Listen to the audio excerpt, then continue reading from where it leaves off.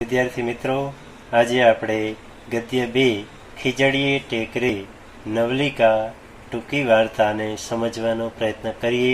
સૌથી પહેલાં લેખકનો પરિચય મેળવીએ, જેના લેખક છે ચુનીલાલ મડિયા.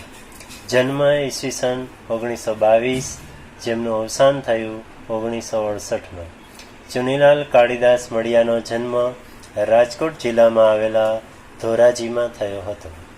1939માં મેટ્રિક એટલે કે SSC અને 1945માં મુંબઈની શિડનહામ કોલેજમાંથી BCom એટલે કે બેચલર ઓફ કોમર્સ થયા. મુંબઈથી પ્રકાશિત થતા જન્મભૂમિ દૈનિકમાં તેઓ જોડાયા. 12 વર્ષ જેટલો સમય મુંબઈમાં આવેલી USISના ગુજરાતી વિભાગમાં કામ કર્યું. તેમણે નવલકથા, નવલિકા, નાટક, વિવેચન તેમજ કાવ્ય ક્ષેત્રે ખેડાણ કર્યું છે. તેમના પુસ્તકોમાં જોઈએ તો વ્યાજનો વારસ, વેડા વેડાની છાંયડી, લીલોડી ધરતી ભાગ 1-2, સધરા જેસંગનો શાળો વગેરે નવલકથાઓ છે. ભૂગવતા પૂર, શરણાઈના સૂર, અંતઃસ્રોતા વગેરે વાર્તા સંગ્રહો છે. રંગદા, શૂન્યશેષ, રામલો રોબિનહુડ વગેરે એકાંકી અને ત્રિઅંકી નાટ્ય સંગ્રહો આપ્યા છે. આ એમના એકાંકી 1 અંકવાળા નાટક અને ત્રિઅંકી નાટ્ય સંગ્રહ એટલે 3 અંકવાળા નાટકના સંગ્રહો છે. રંગદા, શૂન્યશેષ, રામલો રોબિનહુડ વગેરે.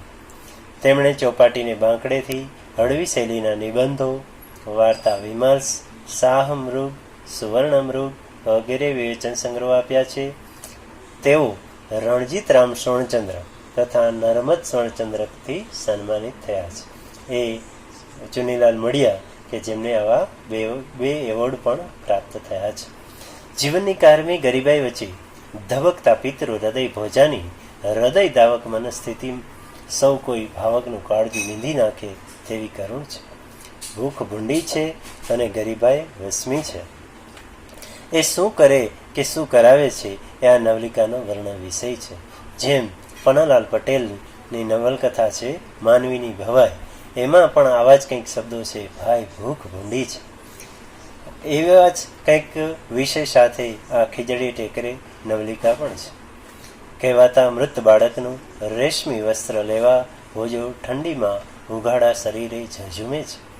કહેવાતા મૃત બાળક એટલે કે જે બાળકનું મૃત્યુ થયું છે એવા એ મૃત બાળકને જ્યારે કબ્રસ્તાનમાં લઈ જવામાં આવે છે, એને દફનાવવામાં આવે છે અને એના ઉપર જે રેશમી વસ્ત્ર એ ભોજો જોઈ જાય છે અને એ ભોજો ઠંડીમાં ઉઘાડા શરીરે એ લેવા ઝૂમે છે. સમાજ જીવનની આ વરવી વાસ્તવિકતા ભોજાના કાળા કરતૂતો બોલાવીને તેના પરિવાર જોડે સહૃદયતાનો તંતુ સાધે છે.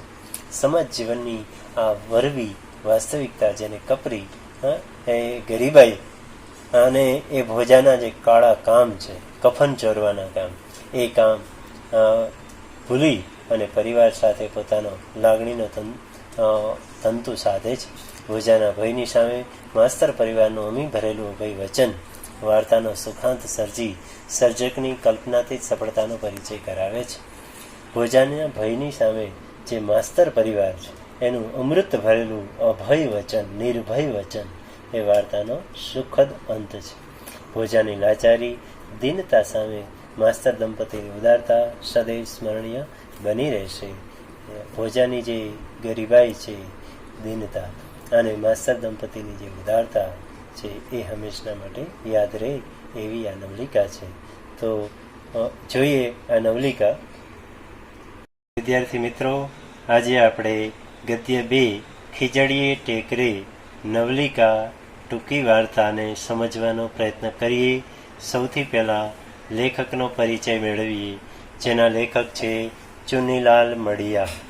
જન્મ ઈસવીસન 1922, જેમનું અવસાન થયું 1968માં. ચુનીલાલ કાળીદાસ મડિયાનો જન્મ રાજકોટ જિલ્લામાં આવેલા ધોરાજીમાં થયો હતો.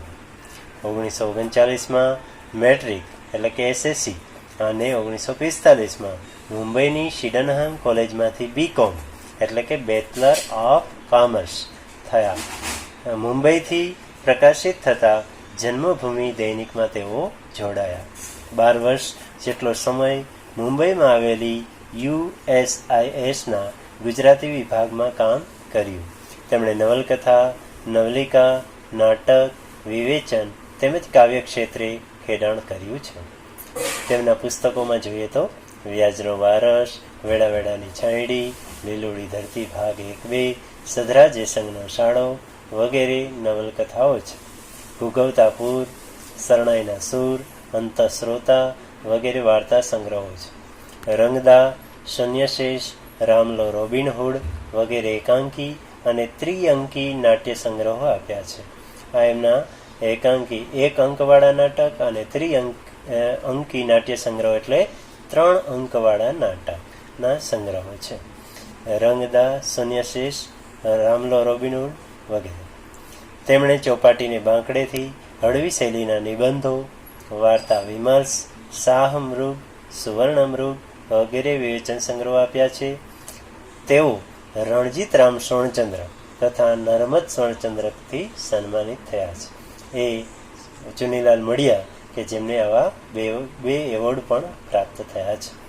જીવનની કારમી ગરીબાઈ વચ્ચે ધબકતા પિતૃ હૃદય ભોજાની હૃદય દાવક મનસ્થિતિ સૌ કોઈ ભાવકનું કાળજી વીંધી નાખે તેવી કરુણ છે. ભૂખ ભૂંડી છે અને ગરીબાઈ વસમી છે. એ શું કરે કે શું કરાવે છે એ આ નવલિકાનો વર્ણન વિષય છે. જેમ પન્નાલાલ પટેલની નવલકથા છે માનવીની ભવાઈ, એમાં પણ આવા જ કંઈક શબ્દો છે, ભાઈ ભૂખ ભૂંડી છે. એવા જ કંઈક વિષય સાથે આ ખીજડી ટેકરે નવલિકા પણ છે. કહેવાતા મૃત બાળકનું રેશમી વસ્ત્ર લેવા ભોજો ઠંડીમાં ઉઘાડા શરીરે ઝઝુમે છે.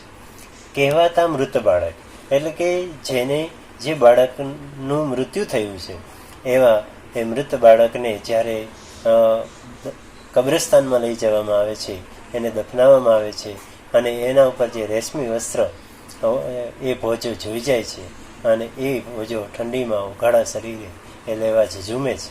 સમાજ જીવનની આ વરવી વાસ્તવિકતા ભોજાના કાળા કરતૂતો બોલાવીને તેના પરિવાર જોડે સહૃદયતાનો તંતુ સાધે છે. સમાજ જીવનની આ વરવી વાસ્તવિકતા જેને કપરી એ ગરીબાઈ અને એ ભોજાના જે કાળા કામ છે, કફન ચોરવાના કામ, એ કામ ભૂલી અને પરિવાર સાથે પોતાનો લાગણીનો તંતુ સાધે છે.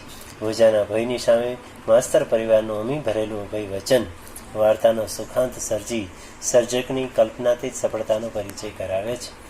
ભોજાના ભયની સામે જે માસ્તર પરિવાર છે એનું અમૃત ભરેલું અભય વચન, નિર્ભય વચન એ વાર્તાનો સુખદ અંત છે.